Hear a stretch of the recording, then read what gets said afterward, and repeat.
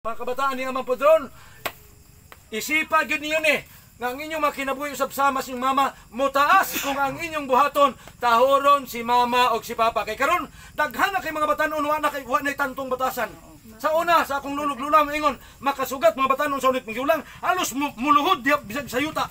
Pero karon ang tigulang makasugat batanon mo ingon ang taong batanon mga kabedong.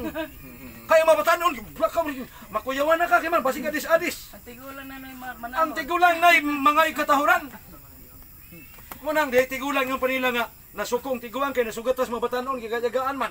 Ingon pa mabatanon, question mark na malagilo. Ingon tiguang question mark lagi, pag maigo kini sungkod period puga. One mga anak. Salamat sa din kay naapag si mama nas papa. Mahuman na imong selebrasyon, pwede ka mohonghong ni mama o papa. Salamat kayo, mama. Salamat kay papa. Kay di ko kakita ni Roy kung wala mo. Lawas tanan, dili pud ka makakitag mama o papa kung wa pay Dios. Amen. Muna pinakasentro ang atong Panginoon kung sa Tagalog pa. Kahit kunting salo-salo, basta malaking pagpapasalamat natin sa Dios. At pa rin natin ang ating obligasyon. Ano yun? Yung mga kautusan ng Diyos. Ikinahanglan nga mao ni atong ikabayad sa Ginoo. Kung ato siyang gimahal, ingon ang 14:15 sa 1, if you love me, keep my commandments. Muna Brad Roy nga niapod mi usa nga among katuyuan kay nakadungog ko sa makigsunan nga si Brad Roy kinahanglan atong mapahinumduman kay kami agi migbagsak sa una mabitong nahimo nako nang mingaw ang langit kay ni agi nga ako na lang yung isa ang nagsimba. Nakauna-una ko nadugay, puslan man, mingaw kay langit, ako rang isa, kay wa na akong pamilya.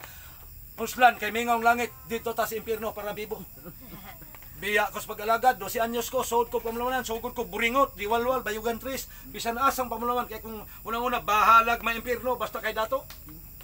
Pero di mo sugot ang Ginoo. Ingon ang Deuteronomy 8:18 katapusan. Naingon pa dito Biblia. Hinumdumi si Jehova nga naghatag kanimo og kusog. Timan nga kung wa na tay kusog sirinin bisag unsaon pa nato wala na tay mahimo. Ano man kay kining kusog nato mao ni ang atong gigamit alang sa pagbuhat sa buluhaton. Karon bisag manlaba lang ka unya wala kay kusog. Dili na ka makahimo pag kusog-kusog. Una nga 18:1 sa Salmo, yung David, ikaw ang akong kusog. Busa gihigugma ko ikaw o Dios.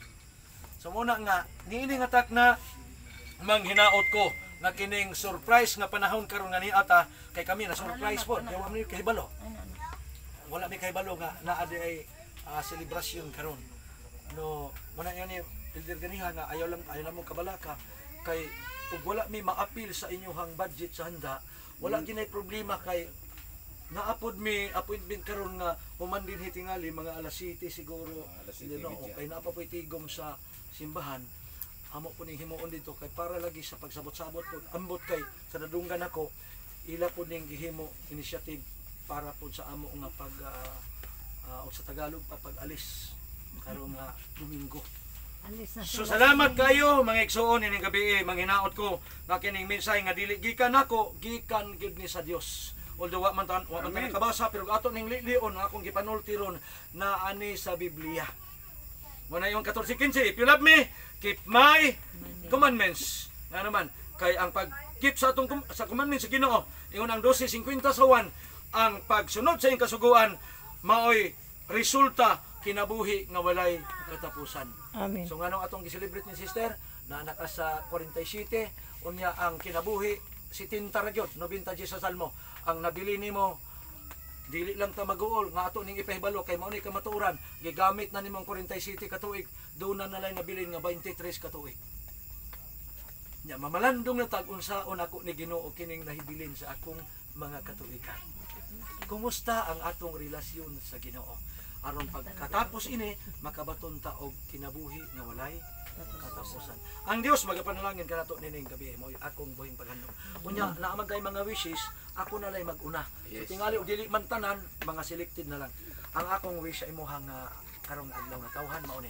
Biblically speaking, duha ka bersikulo ang akong gamiton.